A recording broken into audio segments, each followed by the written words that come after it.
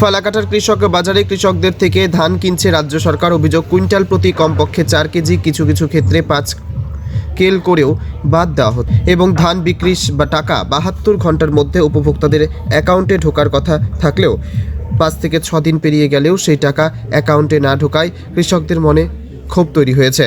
সরকারের কাছে ধান বিক্রি করতে আসা কৃষকরা অভিযোগ করেন, ভালো ধান নিয়ে আসলেও কুইন্টাল প্রতি 4 কেজি করে ধান বাদ দিয়ে ওজন করে সেই অ্যামাউন্টটা তাদের জানিয়ে দেওয়া হচ্ছে। ফলে কৃষকরা সরকারের কাছে ধান বিক্রি করে ক্ষতির মুখে পড়ছে। খোলা বাজারে 1 কেজি ধান 21 টাকা করে বাড়ি থেকে নিয়ে যাচ্ছে পাইকাররা।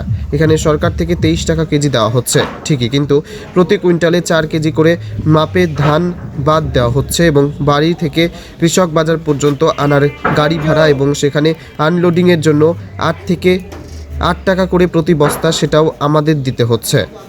তারা আরও কি বলেছেন শুনবো। আগে বলুন।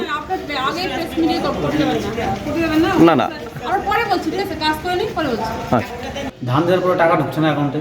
মানে কতদিন হয়ে গেল? আচ্ছা 5 দিন পার হয়ে গেল।